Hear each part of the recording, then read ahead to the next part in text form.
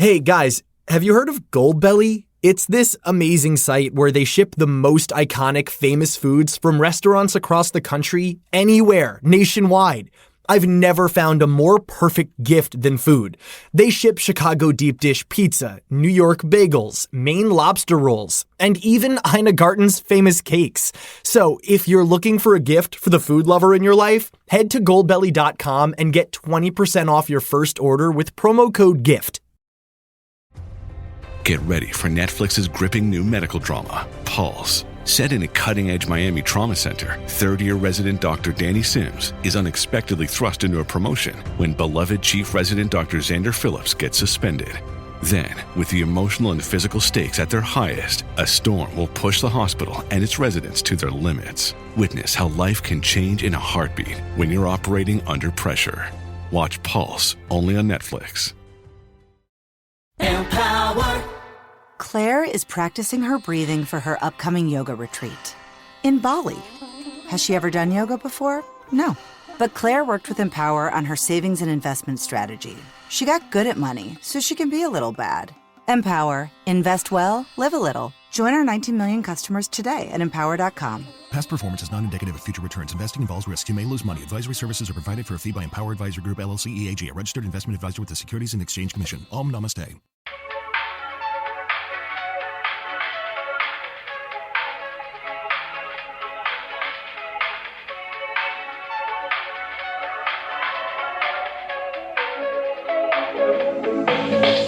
Welcome to But Am I Wrong? A podcast where we two people who have not once ever been wrong talk about other people, you people, when you've been wrong.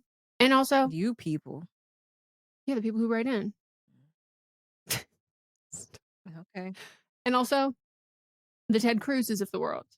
And the other enemies of our podcast. Leah Michelle. I will be talking about Ted Cruz in a little bit. Gina Rodriguez. Someone suggested me a show and they're like, this is so good. The cast is great. I looked it up, Gina Rodriguez, and I said, Will Trent. Yeah. It always tries to make me watch it after General Hospital. She's not in the first season. I think what happened is that she has an overall deal with ABC. And when her show got canceled, then they just put her on Will Trent. Oh, to be one of those bitches with one of those deals. Mm-hmm. Damn, that would be nice. An in-house casting. Yeah, but I just can't get into it. Mostly because... I mean, I tried to watch that show because I like Cece from... Mm-hmm. She was on the other show. And I tried to watch it for her, but I just couldn't get over Gina. No. And like, it's like, I don't have that gene, like the one where you can like the difference of cilantro. Mm-hmm. Like, genuinely, I can't do it. Yep. Like, it's... Even when it's visceral. Her husband was on Bold and the Beautiful. And I was like, one, this man can't act. But then when I found out that, like, and to not act on that show was quite a feat. Yeah, the bar's not. Yeah. And when I found out that he was her husband, I was like, oh, she got him on the show because that's where she started out. And they have on the YouTube channel, they have a full... Because they put all the episodes on, for some reason, for Bold and the Beautiful. All the episodes are up on YouTube, on their official YouTube page. Without commercials? Yes. That's great. There's like, they have ad breaks, but they're not in where the ad breaks should be because they're not going through and putting where the actual markers are. But I digress. But they have a whole playlist that's just Gina Rodriguez. And I was like, she definitely got him a job on here because this man cannot act. If you told a potato to act that's not Mr. Potato Head or Mrs. Potato Head, just think of that. He's looks good. And that's it. Oh. He has no personality, no charisma. It was awful. Damn. That's crazy. Yeah. Anyways, okay. So we have 3 different segments. We'll explain each one of them before we get into it. But what you need to know is that we love for you to participate. So not only listening, watching, you can watch over on Patreon, but we also love when you participate in one of our specific segments we'll get into. But you can vote on who you think was wrong in each part of this episode over on our Instagram story. We also post that in our highlights. So it's a regular story, 24 hours, and you vote who you think was wrong in each one of those things. And then we also love when you write in about why you voted the way you did, your thoughts and feelings. And then we read the results as well as all of your messages over on our episode called see you next Tuesday on Tuesday. So that's the results for the previous week. So you can vote for this week's episode. Make sure you're following our Instagram, Meghan and Melisa. Stay up to date. And then you can listen to this whole episode and then vote the way you want to vote. Votes are going to come up quicker now. So be fast. She's talking to me. No, I'm talking to everybody. Oh, okay. You're going to have to post them. If we're going to start recording it on Wednesday, you're going to have to post it on Tuesday. And then everybody else has got to be ready. Listen. Yep. All right. Time to get into But Am I Wrong? But Am I Wrong is when we present something from our personal life or something we just feel very passionately about. It might be a rant. It might be a hot topic. But just know we are here to dish it up, serve it out, and get you fed. Hot topic. All right. What is a filibuster? A filibuster is an action such as prolonged speaking, which obstructs progress in a legislative assembly in a way that does not technically contravene the required procedures. And even though I learned about what a filibuster is in junior high school, the impact of a filibuster didn't truly sink in until I watched a television show. One of the greatest television shows of all time. One show that we bring up quite frequently on this show. So my But Am I Wrong for today is, if TVs rot our brains, why did Scandall teach me the importance of a filibuster more than my 8th grade civics teacher? And what do you mean that Melly Grant was not an employee of the government and she wasn't making that puny teacher salary? So this all happened in season 5, episode 9 of Scandal, called Baby, It's Cold Outside. Melly can't in good faith vote for a Planned Parenthood bill, which is, these are the most... I'm addicted to these Republicans. The most left-wing Republicans that ever existed. By the way, I do think that this should be categorized as a fantasy show. Yes. I think it should be courtroom drama, political fantasy. Because, Shonda, I hear you. I feel you. These are also the Republicans of my dreams. Yes. That Melly Grant goes, I can't defund Planned Parenthood. Right. That would be horrible. So she decides to do a filibuster. She can't leave the podium to eat, go to the bathroom. After many hours of rambling, Melly's bladder becomes her biggest enemy. And it should be noted that at this point, she's now divorced from Fitz and Olivia is living in the White House. I'm addicted to this part of the show. Like fantasy, so hardcore. The like fantasy of it all. A Republican president moving his mistress into his black mistress of all. His former campaign manager. Yes. Professional fixer who has quite literally, they know that she knows where the bodies are buried because she buried them. Yes.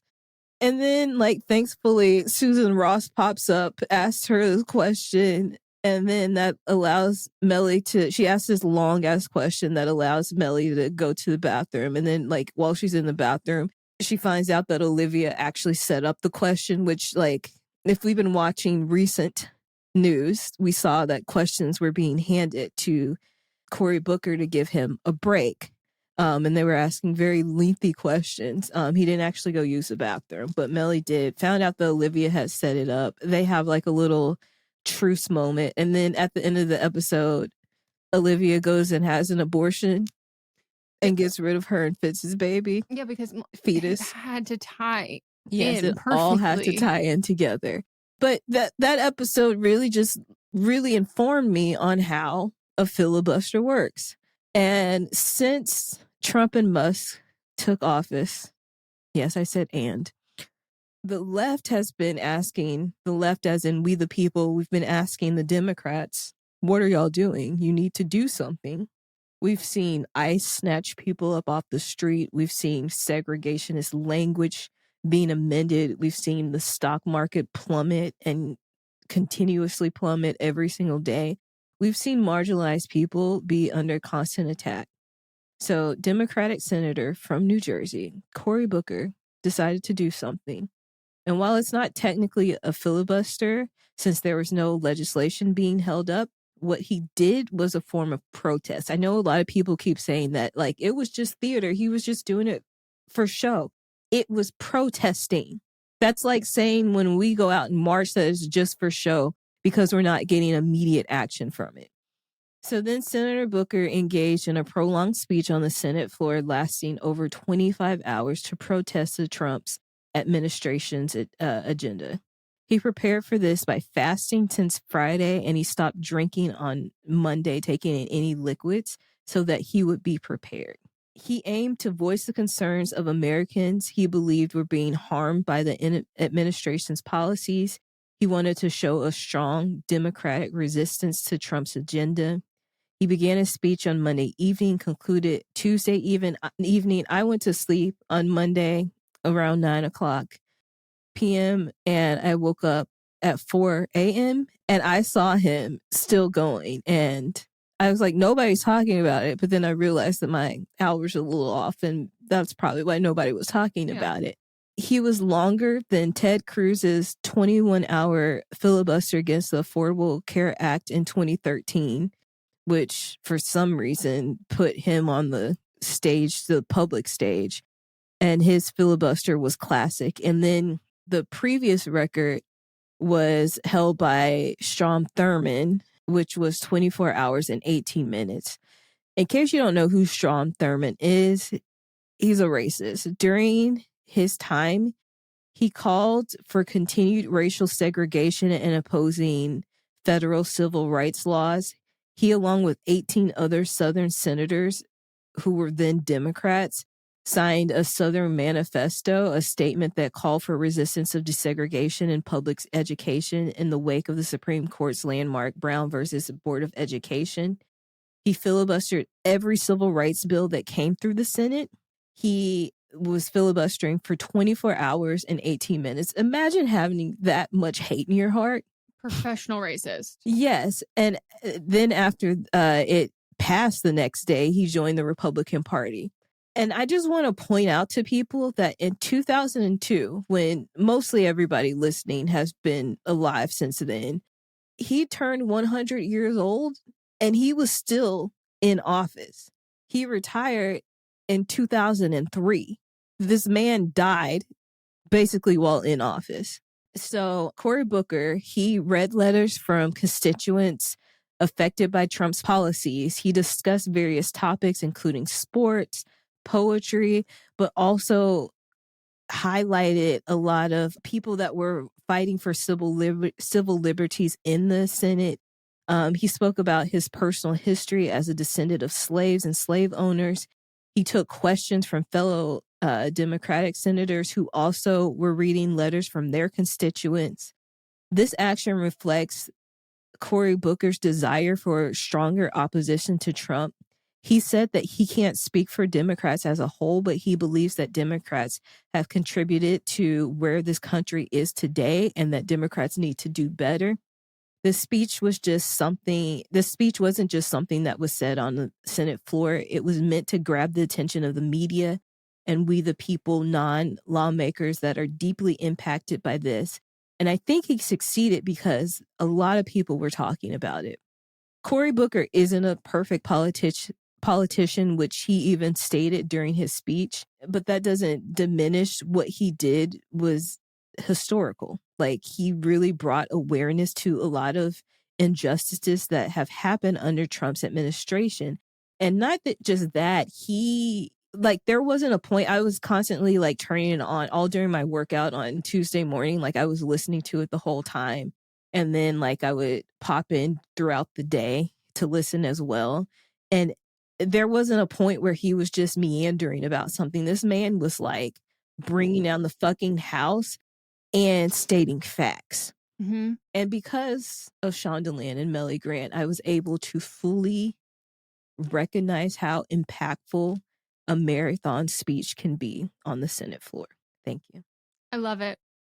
This is the first time in my life that we literally said this before, and we're save it, that I was this is hot. This is And everyone's like, well, he's an athlete. Okay, sorry. I've never looked at him before and be like, oh, that's an athlete. I didn't even know he played football until after this, when people were talking about how he prepared and trained for this, because his team had binders upon binders upon binders and just kept bringing them out. Like they had to have been working on this for weeks. Oh, yeah. Well, and I do wonder like what comes after this, because like nothing can, like, yes, it's not like an actual bill that is trying to be passed in that moment, but like you can't do other fucking Senate work. So like now they know that like if someone can start tomorrow and do another one, and someone can start tomorrow, and then it's like, yeah, now nothing's gonna get fucking done. And I'm just so glad that he made the choice to be the first person to do that, and I hope other people follow suit. And I was impressed. I have to say, like, even just like the media attention, typically I think anything involving like bodily function and like genitalia is weird. You know, well, it's something that you should not be asking people about, like elected. But this, I'm like, he's taking open arms, because it's like, yeah, put this in the news, put this in the press, keep talking about this shit.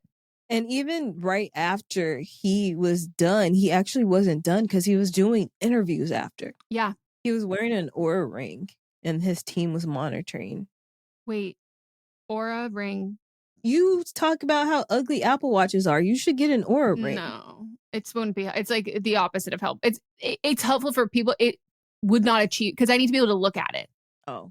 You know, that's the issue. Like, well, Apple Watch is still there then. I know. Aura ring has a chance, because I have to say the biohacking tech in general is like very fucking maha alt-right, like really anti-intellectual. Like it's like pseudo-intellectualism masking as real intellectualism. They have a wonderful opportunity to align with the right side. And by the right side, I do mean the left, and do like a campaign or something with that. That'd be really cool. Yep. Wow. Yeah. I loved watching that. And also people who are like, oh my God, he's just like campaigning. By the way, I don't care. And if he is. I don't care. Awesome. Love that. Republicans campaign all the time. Yes. All the fucking time. And I will always say a perfect politician is a non-elected politician. Like without all the time. Like you will not be able to find that. And like, you know, say this is someone like lifelong Californian. I am very familiar with Gavin Newsom and his shit. Do I still want Gavin Newsom to run for president? Of course. Yeah. Do I think he will be wonderful? No. Do I think he will do some things to get us closer to where we want to be? Yes. Of course. Of course. Or at least get us to the center. Oh my! I would kill to be back in the era of the Mitt Romney Republicans. All right. Well, we're going to take a break, and we get back, we'll get into Meghan's.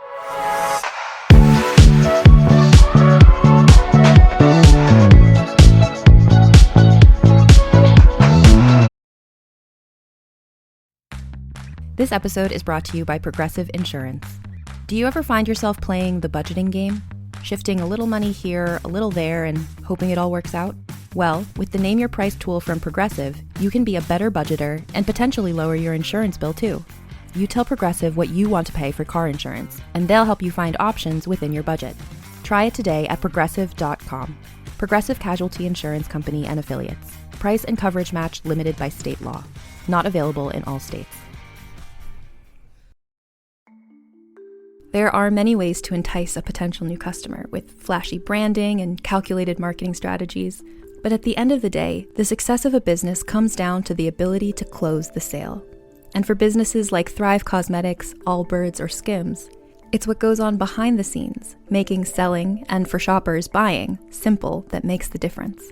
For them and for millions of businesses, that difference is made with Shopify. Businesses that want to grow, grow with Shopify. Because if your goal is growth, your commerce platform better be ready to sell wherever your customers are scrolling or strolling. And Shopify will make sure you're ready. On the web, in your store, in their feed, and everywhere in between. Nobody does selling better than Shopify. And with Shop Pay, they boost conversions up to 50%, meaning way less carts going abandoned and way more sales going. It's no wonder Shopify is home of the #1 checkout on the planet. Upgrade your business and get the same checkout Allbirds uses. Sign up for your $1 per month trial period at shopify.com/realm, all lowercase. Go to shopify.com/realm to upgrade your selling today. That's shopify.com/realm.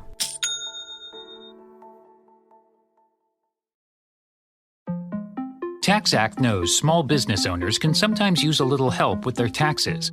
That's why TaxAct has Expert Assist, a team of live tax experts ready to answer any questions you may have. Think of them as your own personal sidekick.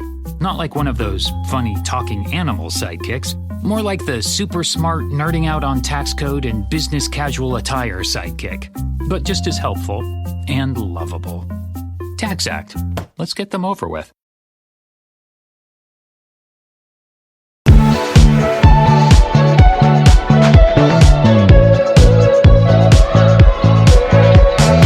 We are back from our break and it's time for my hot take. And my hot take is ghostwriters are for memoirs. They are not for novels. And it is objectively fucking crazy if you get on a podcast and say, I didn't have a ghostwriter. I wrote it myself. And then you find a ghostwriter who has the cover of your book listed in their published works to show people that they wrote this. Now, who am I talking about? Might I be talking about someone who wrote a, quote unquote, wrote a sapphic love story after having their entire platform be really male-centered and all about them being heterosexual, their dating, all of this stuff.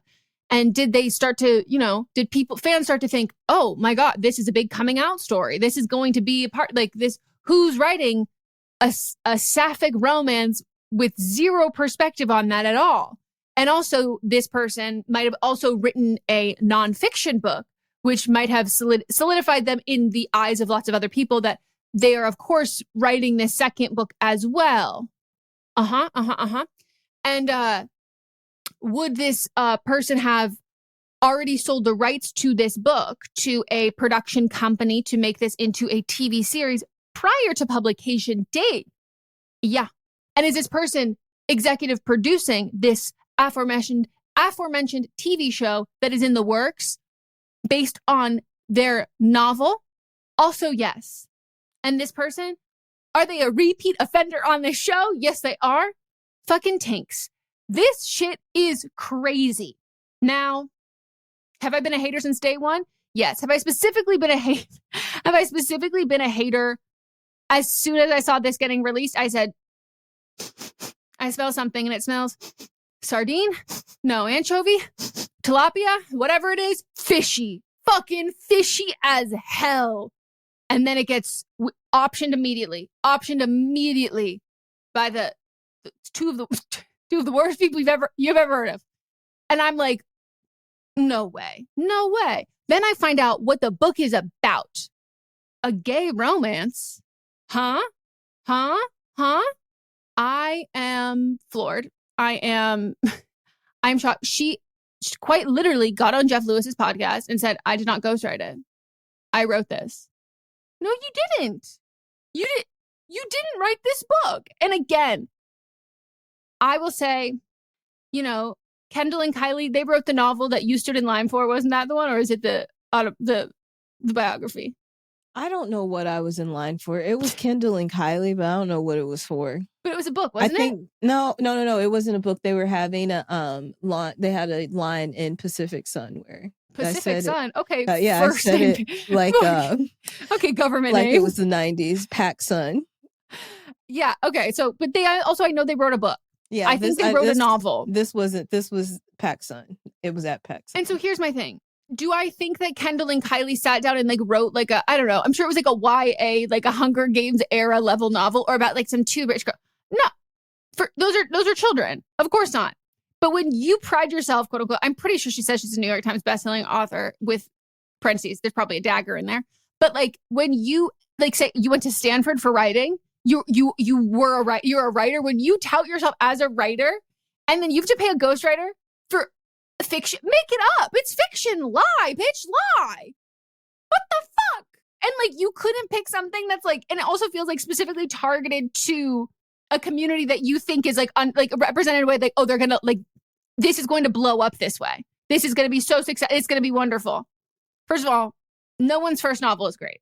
And if someone's first novel, no one's first novel performs insanely great. It doesn't.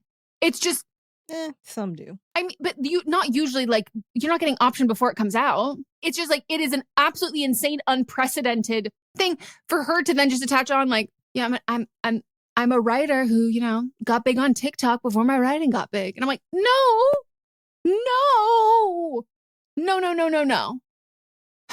And I'm just like, what? I need to know what's going to happen. Like, I have to understand what, like, are you going to say anything? Is how's this going to come out? Like, because what do you mean? Because what do you mean? I have a lot of thoughts on this, but I can't share them because I do work in this industry. But I will say some memoirs also shouldn't have ghostwriters. Oh, I agree with that.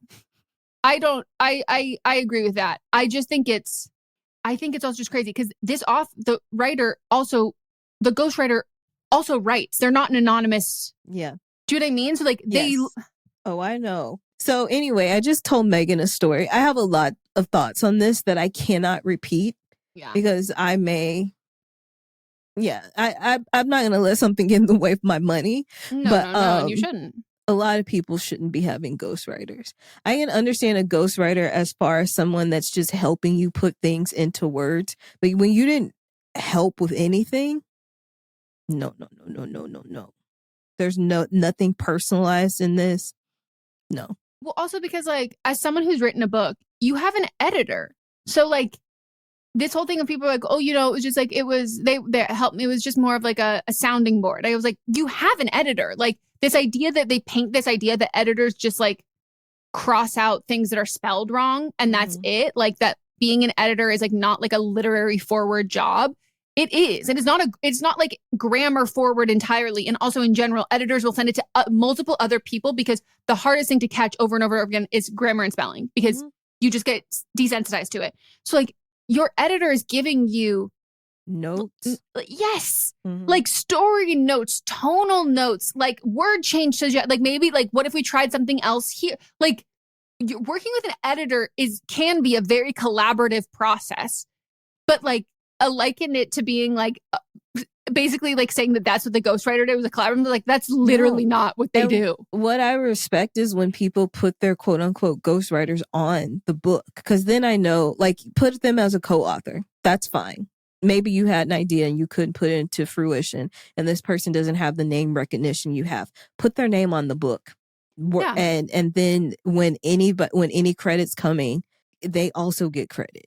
Well, and also because like people are like, oh, well, you know, ghostwriting always means like some people don't want to have like the credit for it or whatever. Most of the time, people who are doing that, it is memoirs because there's not a lot of creative, like tonal specific voice that you have as an author that's being used in that. It's kind of like not to, you know, it's not as simple as this, but it is a little bit more. Well, I was going to use the term you just used. I don't want to make you laugh. It is a little bit more straightforward and a little bit more just like like it's just like you're splicing in those things together and you're like, okay, here, let me do this and do this. And it's like designing a fucking house in Sims. That's not your house. You can like bird's eye view. You can see this. You can see how the story goes. You can do all of these kinds of things, but like you don't have to worry about painting the color of your walls in your own home. Versus a novel, you're having to create these character voices and then you don't get credit for it at all. And like, by the way, you can have a pen name if you don't like anyone who's like defending this whole thing of like, I'm not against ghostwriting at all, but ghostwriting is not for memoirs. If you don't want anyone to know who you are, you can have a pen name for your novels. People do it all the time. People do it all the fucking time. But yeah, I think this is a great time to plug Gabrielle Korn with Korn.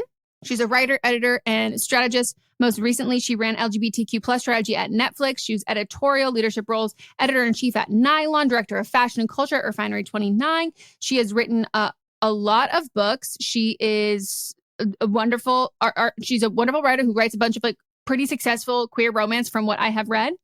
And if you go to her website, GabrielleKorn.com, and you click manuscript services and you go to ghostwriting, right under, we just have a giant thing of Tinks's book from New York Times bestselling author Tinks. And I'm going to tell you what she contributed to this. Without a doubt, what she contributed. The premise of it is like a influencer gets canceled and then goes to the Hamptons. She's been to the Hamptons and she has been canceled because she is a fat phobic racist. and a bigot. So, sounds perfect. And it is just objectively fucking crazy to me to then also be on your press tour and lie about it. Yeah. You don't get to call yourself a writer.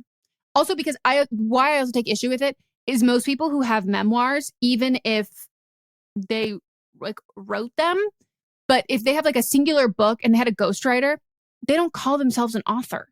They don't like, do you know what I mean? Like, it's not whether they credited their ghostwriter or not. I think you should always credit your ghostwriter, but like, I'm pretty sure Hayes Greer had a fucking memoir. I could bet all of my money that Hayes does not walk into a room and say, I am an author. This is my log line. This is now a part of me. This is, if I pick 3 words about me, one of them is author. But that's Tinks' whole fucking thing. All right, we're going to take a break. When we get back, we'll get into But Are They Wrong?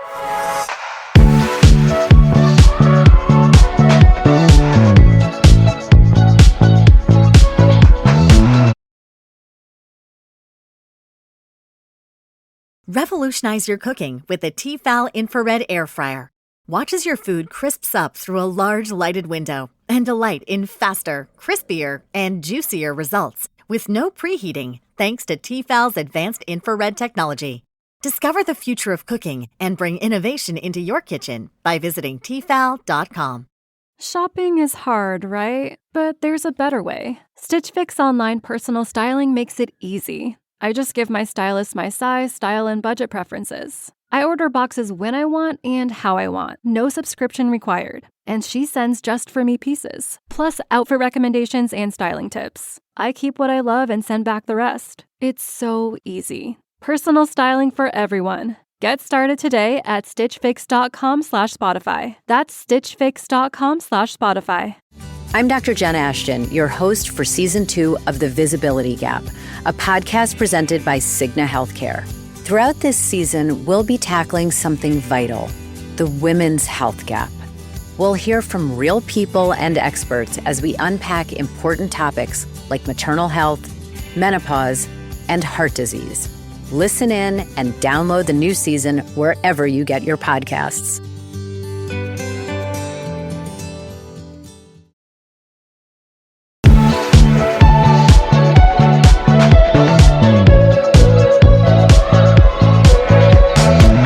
Back, and now it's time for But Are They Wrong? That's when you guys write into butamiwrongpod@gmail.com and share the predicaments that you have fallen into.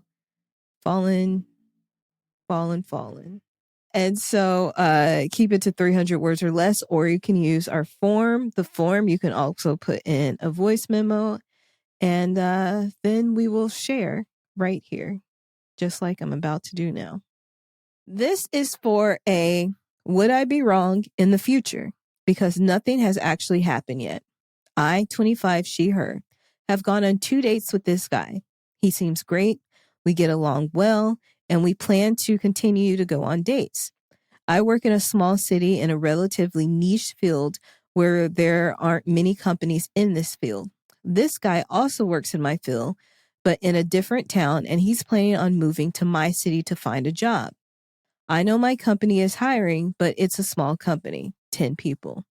I don't plan on telling him this. Would I be wrong if I told him that I don't want him to apply to my company if he brings it up?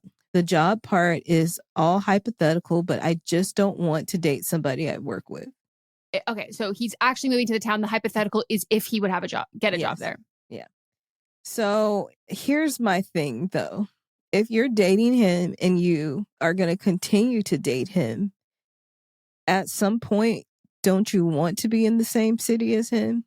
So if y'all both work in the same field, won't it be difficult for y'all to be in the same place? Because long distance does need to have an end goal. It's fine if you're just like, we're going to date and that's it. But if you want to be in a real relationship with him, at some point you're going to have to live in a place where you both can have a job.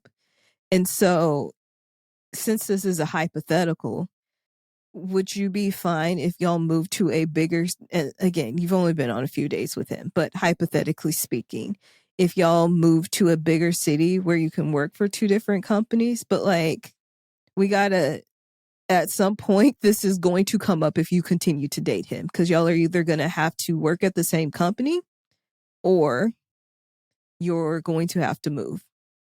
Well, my question is, would this company like hire him or not hire him because you are dating him?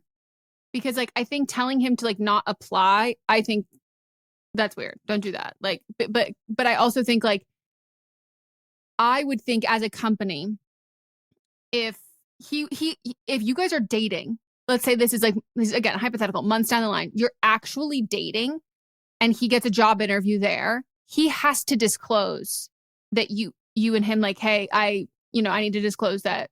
Especially depending on the work culture. Not all companies require that. I would just, if it's a very small company, they tend to be a little more in your business. So I would just think that like, or would you be in trouble if like you didn't say anything and then it was like came out that you were dating before? And like, if you are in any sort of managerial type of role, would people think that he got it? Like, I just wonder, like, to me, I feel like the more likely circumstances and outcomes would be that, he asks you for an intro so you can vouch for him so he gets a job because you are dating, that he kind of gets pushed to the top of it. Or you don't say that you're dating and he says, oh yeah, by the way, like we are dating. And then they're like, oh yeah, we don't want to hire someone who's dating someone who already works here. So like for me, I don't think that like there's much that you need to do to interfere. Do you know what I mean?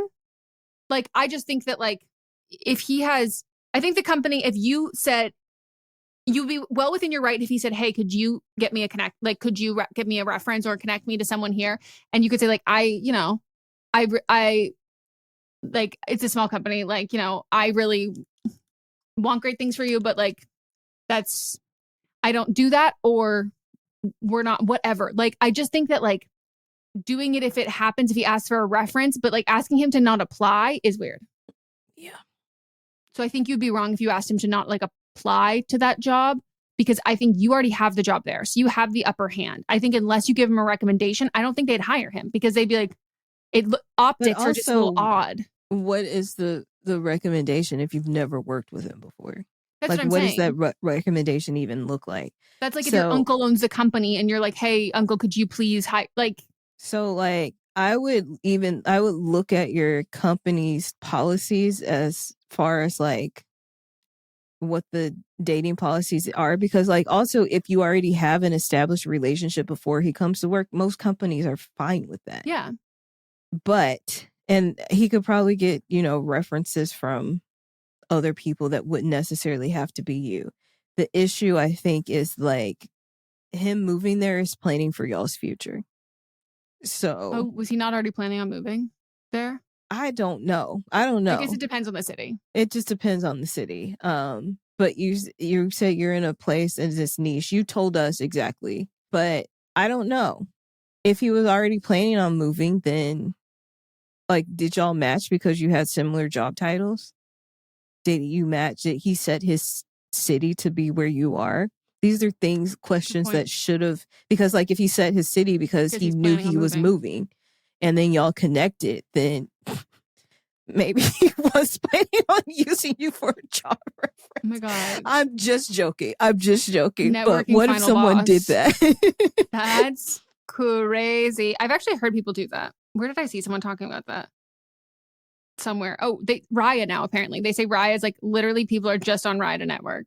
Oh. And I was like, what success stories do you know from Raya? There are some celebrities who were on there implying that they were just there to network. I'm going to tell you from their messages, they were not there to network. They were there to network this pussy. Okay. Sorry. Well. So I think this is just a discussion that if you want to be in a serious relationship with him, then if you don't have a discussion with the fact that like, I don't want you working at the same company as me, then I don't think this is the kind of relationship you should be in. You should be in a truthful relationship. So if you were to not tell him about the job, then I think you're wrong. That's where I land on that. If you tell him like, hey, my job is hiring. Or if he finds out they're hiring and then, or something like that. Or even she knows that he wants to move there, or he's moving there, and there's a job opening. I think that's being deceptive. And if you're looking for a long-term relationship with this partner, if y'all don't have an open conversation about what you're expecting. Yeah, because I would never date an actor, but for my friends, I would never not tell a friend that I just got an audition for something that they are way better for and that they should audition for it. But like, I think if you're cool dating someone in your very small niche field, then yeah, you have to be cool with this. I wouldn't want to work with someone that I am dating. But also, I would not swipe. Depending. Yeah, but like if we're in a job, I work in a different field than what you work in. I would be fine if I was in a different position or they were in a different position. Field. We're in the same field but different positions. Yeah, I would never date an actor because, that to me would. But I would do that for a friend. So I think if you are cool with dating someone in your very niche field, then you kind of need to be cool with the rest of that. Because if I wasn't cool with doing that with friends who are actors, then I can't be friends with actors. Yep. You know? So I think because I wouldn't be cool with this, but you went out with him. So at least a little bit of you is. Or you're really horny. And that's fine too. But you need to be honest about that. Hey, Meghan and Melissa, I could really use your help with an ethical dilemma regarding whether it's ever okay to call the police. Here's the situation. Last Sunday around 9 p.m., my partner and I noticed extremely loud music coming from an unknown source somewhere outside. We've dealt with this in the past. It's so ominous. We've dealt with this in the past. The last time this happened was about a year ago. The music started around 9 p.m. on a Sunday night and didn't end until well past 3 in the morning. They're called, quote unquote, boom parties. Boom, boom, boom. Where folks hook up a bunch of speakers to their cars and blast super loud bass heavy music. The sound carries for miles and it is loud. Soundproof headphones and earplugs aren't doing it. The bass shakes people's homes. I confirmed with several community members online that it was bothering people. One parent said it was upsetting their kid with autism. Someone mentioned it was triggering their epilepsy. No one knew exactly where it was coming from, so it's not like there was an individual we could just ask to turn the music down. Am I wrong for calling the police and encouraging others to do so in this specific context? My thinking is that the more people call from different locations, the better chance we'd have of finding the source. I'm shocked that there's not a fucking Nancy Drew in this community. The way that I would have hopped in my car, PJs and everything, on finding the source. Got to figure out where's the boom coming from? The boom, boom, boom. I guess maybe you're not. By the way, if I called LAPD and I said, someone is playing loud music and they said, where? And I said, it could be miles away. Here's where I am. They would not even come. Like I would need to give them a fucking cross street. Yeah. Like to say, are you wrong for calling the cops? In any situation, like, what were the exact words before I just start? Whether it's ever okay to call the police. I've called the police recently. I've talked about it on one of our shows. I've done it. So no, you aren't wrong to ever call the police. I also lived in an apartment complex where somebody had got evicted from their apartment. So then they moved into the garage that was directly below my apartment, and they would take a hammer and just beat on the ceiling starting at 2 a.m. And I couldn't sleep. And it was so loud and my whole apartment was shaking. And I called the non-emergency number for the police officers or for the police department.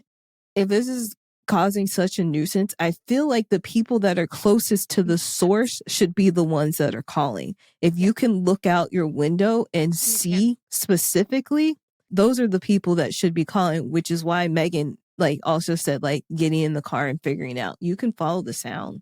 I agree with this wholeheartedly. I think that there is a community responsibility similar to, again, what you had talked about with what you encountered, where bystander effect is really fucking real. And same thing, when I talked about how we drove by a brush fire on the side of the freeway and I called, because if I'm where I'm at and I see smoke outside, not near my house, but on a fucking mountain or some shit, I can call and say, hey, there's smoke somewhere in the distance of the horizon. That is not helpful. Right. Someone who is closer to that will be calling.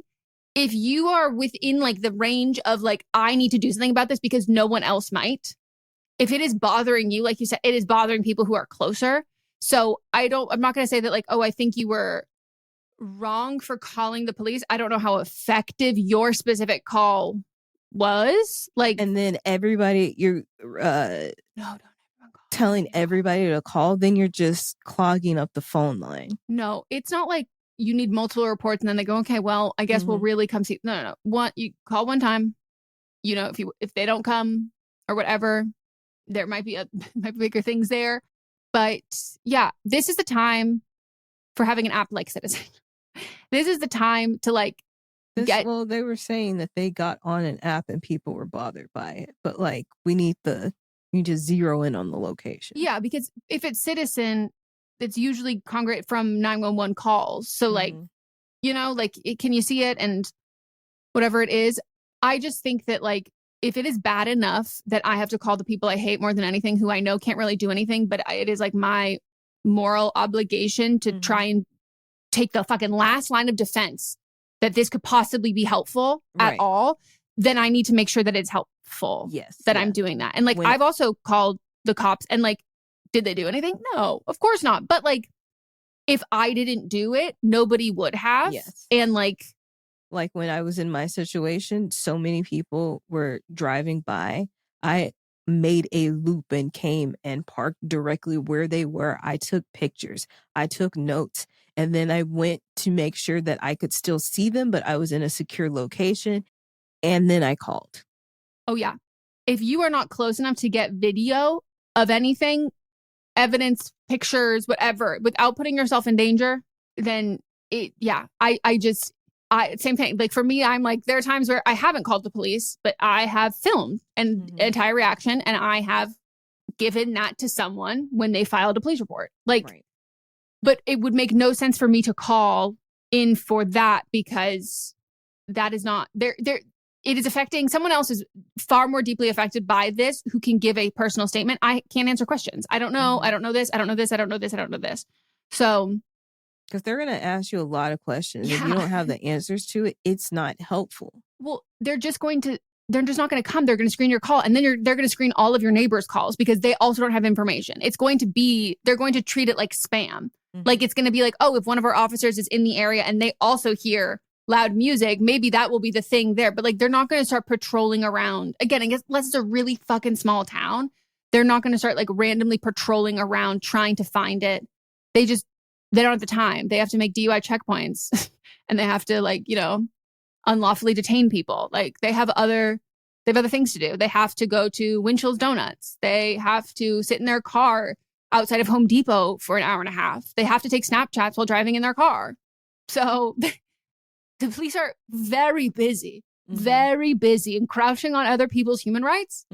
So if you do need them to work for you in the way that they promise is how it's intended, you actually do need to kind of do their job for them and just like hand them everything.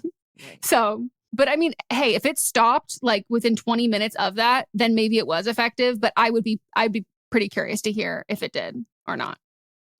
All right, we're going to take another break. When we get back, we'll get into But Are They Wrong?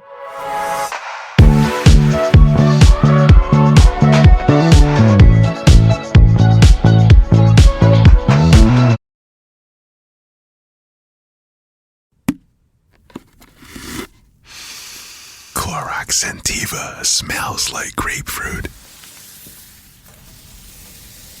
Cleans like Clorox. And feels like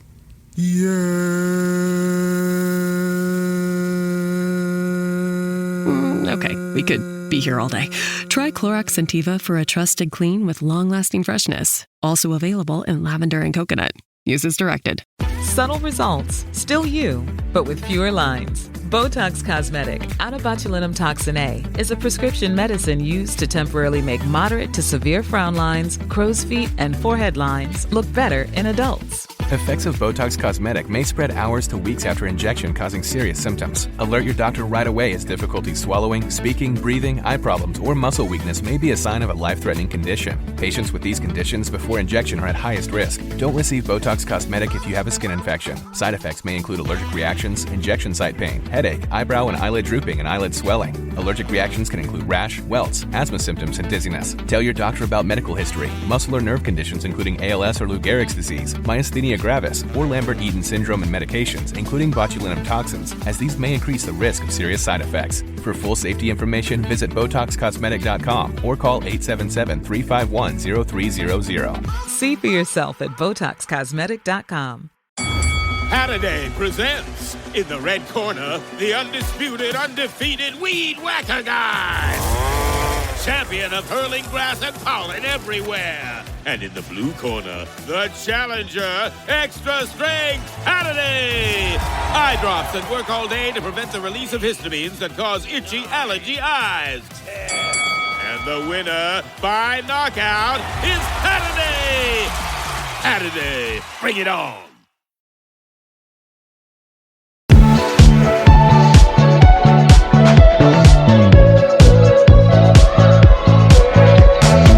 We are back. It is time for But Are They Wrong, where we nominate a person, place, or thing, someone in the current events, pop culture, zeitgeist, and we say, boo, boo, boo, boo, boo. I don't like it.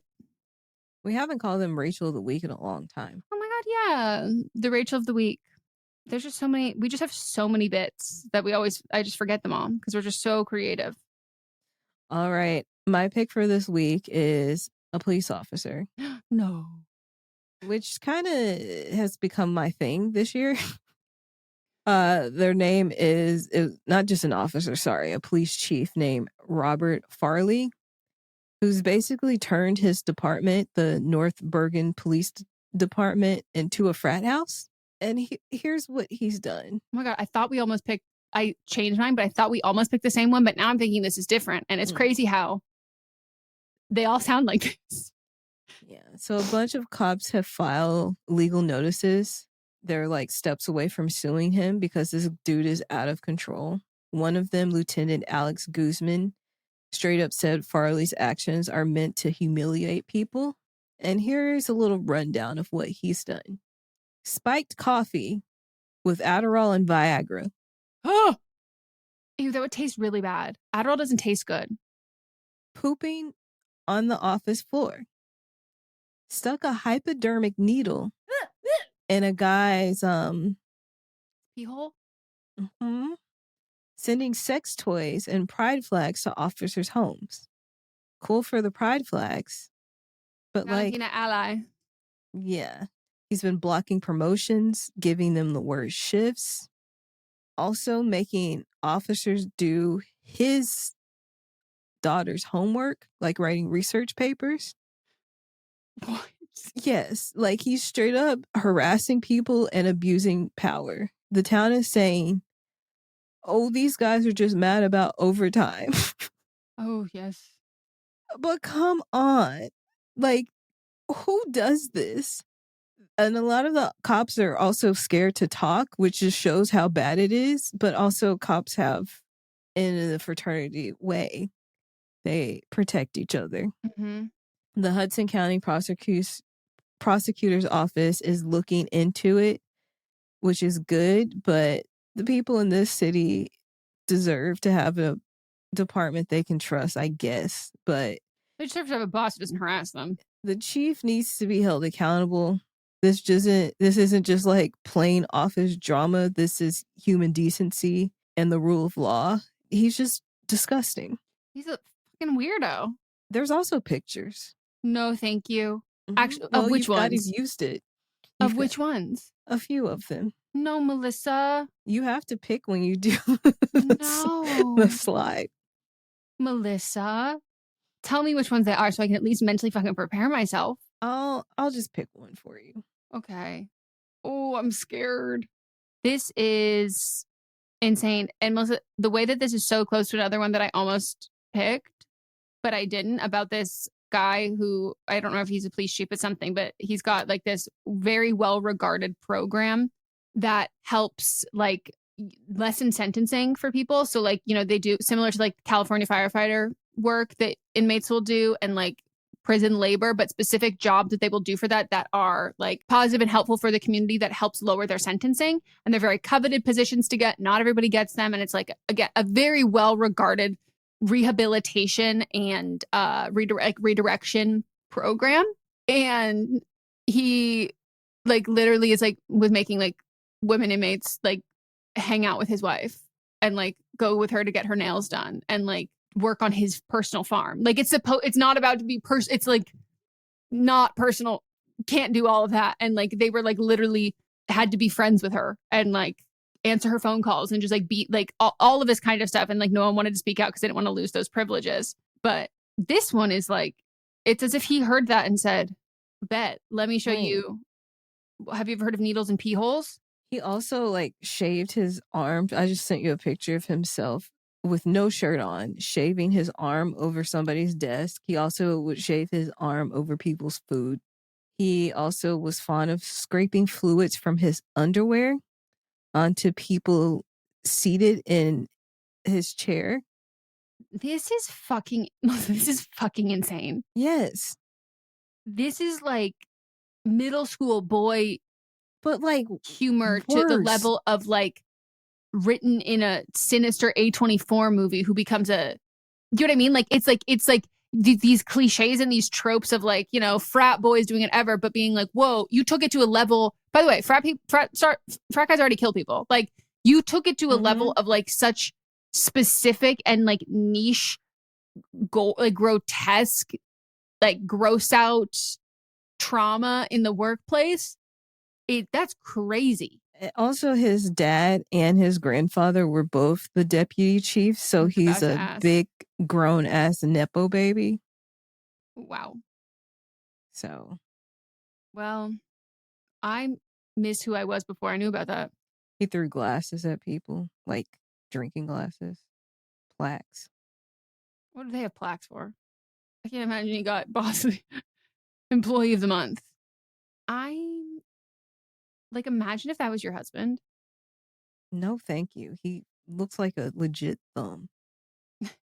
He does. I'd take a thumb over that. Like, it's not good. Like a big toe. All right, your turn. My turn. My wrong of the week. I would like to nominate Kenneth Degiorgio, the CEO of First American Financial Corporation. Now, is this rich on rich crime? Yes. So at any point, am I saying that the person who is the victim in this situation is a saint, a wonderful person? No. Did they deserve this crime? Absolutely not. But I just want to say that because it does take place in a cruise ship super yacht in Portugal. So it's getting very Scandall. It's getting very like TV. You can set the stage.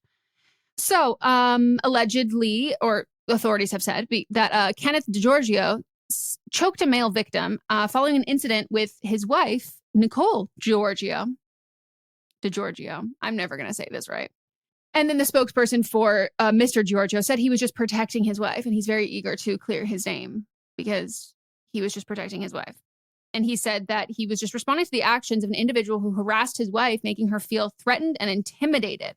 And what was threatening and intimidating? Well, the victim, the person who was choked, is a man just using the initials MA. We don't have anything more about him from this. He was dancing barefoot on the ship there on the Rocks bar, which I thought was what a detail we needed to include. When Degiorgio's wife said, "Can you put some shoes on?" That's how she said it went. And said, "Look, we're all grown-ups here. Can't you put your shoes on?" And he apparently said something to the lines of, "Fuck no." Threw a middle finger up, partying drunk, having fun. Then security sees a footage of, after that, Mr. Degiorgio taking this man by the neck, slamming him against a wall, and choking him out. So he says that Mr. Degiorgio used a lot of force, and it felt like his throat was going to be ripped out. And he said, "I'm going to fucking kill you." Then Mr. Degiorgio was confined. No, I said time. I was going to say put in a timeout. He was confined to his room until authorities were there. his wife was like, well, yeah, maybe I should not have told that man to put shoes on, but like he was just protecting me. She also said, yeah, he also just never touched me. So, and his team says that he's looking forward to being absolved of any wrongdoing, which is really rich when there is security camera footage of him choking this man out and slamming him against a wall, and his wife saying, I told him that he should put some shoes on, and maybe I shouldn't have done that. And also, yeah, he flipped me off and like swore at me. No, he did not put his hands on me. Yeah. Okay. What else was going on? Or what was the husband on? That's a great fucking question. It's a great question. I have a lot of questions about, because this is like, what, that there are cameras here on this ship. Like, this is not the story and you and your wife are not having the same story. Like, this is just like not it whatsoever. And this to me is just like, it's just crazy. It was on the Virgin Voyages cruise ship in international waters on the Resilient Lady cruise ship. And they're both California-based financial... Oh, no, sorry. He is the CEO of a California-based financial company. And I hate seeing men's toes. Mm-hmm. Not to the point of physical assault. Mm-mm. You know? I hate seeing toes, period. Me, always. And I really hate to see a straight man's foot. That's why I always have socks on. So I'm not triggering anyone else. Yeah. And you're on I have to say, people who want to police other people's behavior on a cruise ship. Right. Birds of a motherfucking feather. Like, right. But like, you're on a cruise ship. If he wasn't barefoot, his toes were still going to be out in some flip-flops. And if you are concerned about germs, I have some horrible news for you. You're actually on the worst place for that. Like, there is just even the idea of like asking someone to put their shoes on is crazy. Like, I would want that. I would never ask someone, can you put your a stranger who's drunk and dancing? Maybe leave the On the Rocks Club. Maybe we just don't. Maybe we just don't. And this is what I have to say. Sometimes there is some good use for these bajillionaire richies, and that is rich on rich crime. Because there's no way that this man's short fuse is brand new, first day, test driving it out. This is probably the first time that he has gone off on someone who has just as much money as him, just as is financially able to cover these charges, as powerful as him or successful, whatever. Lord of the Flies, take each other out. Take each other out. So, hope MA is doing okay. Also, the fact that he's not issuing his name, I'm just like trying to think of like very rich and famous MAs, but a lot of who knows? Very rich people are able to stay anonymous a little bit easier than the rest of us. And we would never know. They're not household names. They've just got all that money. And MA could be their first name. Do you think it's Ma? They love, but like, by the way, really Ma could take him. Ma could take him. Yeah, Ma could take him. But really rich people love to just do 2 initials as their first name and then have a last name. And really rich people love to just do a line as their signature. And you're like, well, I don't want someone forging it. I was like, okay, for sure. I just think it's also like crazy to be this rich and be on a fucking cruise. Like, I don't care where the fucking cruise is going. You have a level of standard that requires no shirt, no shoes, no service. Get off the boat, motherfucker. Get off the goddamn boat. Like, what about that cruise that Kyle and I want to go on? That's not a cruise ship size, is it? I mean, it's a massive cruise ship. Is it? Yeah. How many people? It's a cruise ship like... Oh, okay, like Carnival. Yeah, but high end. Yeah, it's like the same ones that always kept getting advertised to me after the election. That it was like, would you like the 4-year special on the seas? And I was like, no, there's not enough Dramamine in the world for that. But no. And hey, if it is that high end, someone else is having him put his shoes on. And I think if you said it was a Virgin cruise, so it's not I even. don't know. Is that a Virgin voyage? That's not like a thing. But that's like we would know about that. That's like a yes. That's a very Virgin Voyages on the Resilient Lady. Okay, so yeah, it goes to Greek Isles and the Caribbean. It's adults only. Oh, they have live entertainment, a casino, and a nightclub. They have a tattoo parlor. That is a bad fucking idea. Yeah. All right. Well, they're dumb. They are dumb. Don't get on a cruise and not expect cruise behavior. Mm-hmm. Toes will be out.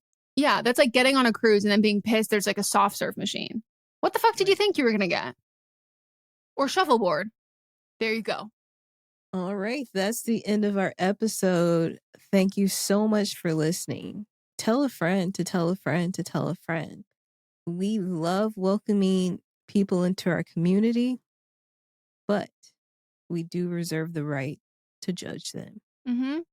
We have 3 other shows that we would love for you to tune into. You're just starting out your week. It's Monday. You're here for But Am I Wrong? But tomorrow we have See You Next Tuesday. Wednesday, that's your day to listen to your favorite episode or discover a new episode that you've never listened to. Thursday, that's when we have Don't Blame Me. And Friday, we have Fisting Friday. You have any closing thoughts? Not so much, except for the fact that if you're a VIP on this cruise, you are called a rock star, and there's nothing more new rich than that. Well, it's the same as the Virgin Records. It's the same company. Damn, big win for virgins. Good job, Gen Z. Well, we hope you all enjoyed. And we'll circle back. Goodbye. This is a Sister Sign production hosted by me, Megan Rinks. And me, Melissa D. Montz, plus Diamond Imprint Productions. Post-production by Coco Lorenz. Production assistance by Melanie D. Watson. And music by Ryan Hunter and Giacomo Picasso. I'm Amy Nicholson, the film critic for the LA Times. And I'm Paul Scheer, an actor, writer, and director. You might know me from The League, Veep, or my non-eligible for Academy Award role in Twisters. We love movies, and we come at them from different perspectives. Yeah, like Amy thinks that, Joe Pesci was miscast in Goodfellas, and I don't. He's too old. Let's not forget that Paul thinks that Dune 2 is overrated. It is. Anyway, despite this, we come together to host Unspooled, a podcast where we talk about good movies, critical hits, fan favorites, must-sees, and in case you missed them. We're talking Parasite to Home Alone. From Grease to The Dark Knight. We've done deep dives on popcorn flicks. We've talked about why Independence Day deserves a second look. And we've talked about horror movies, some that you've never even heard of, like Ganja and Hess. So if you love movies like we do, come along on our cinematic adventure. Listen to Unspooled wherever you get your podcasts. And don't forget to hit the follow button.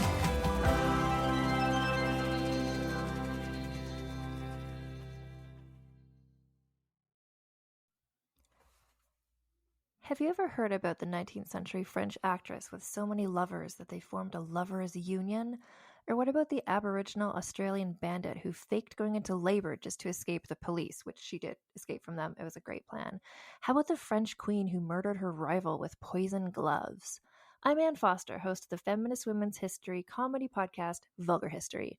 Every week I share the saga of a woman from history whose story you probably didn't already know, and you will never forget after you hear it. Sometimes we re-examine well-known people like Cleopatra or Pocahontas, sharing the truth behind their legends. Sometimes we look at the scandalous women you'll never find in a history textbook. Listen to Vulgar History wherever you get podcasts. And if you're curious, the people I was talking about before, the Australian woman is named Marianne Bugg, and the French actress was named Rochelle, no last name, just Rochelle. And the queen who poisoned her rival is Catherine de Medici. I have episodes about all of them. What's up, fellow TV watchers? It's Brian from The Core Podcast, where we cover all things Apple TV+. We are wrapping up our recaps of Emmy favorite Severance, but 2025 on Apple TV Plus is just getting started. In April and May, The Core is recapping Seth Rogen's new Hollywood satire, The Studio, and Jon Hamm's dark comedy, Your Friends and Neighbors. We'll also be recapping the first 2 seasons of Apple's sci-fi thriller, Foundation, heading into the 3rd season of that later this year. Search for The Core, all things Apple TV Plus, on Apple Podcasts, Spotify, and YouTube.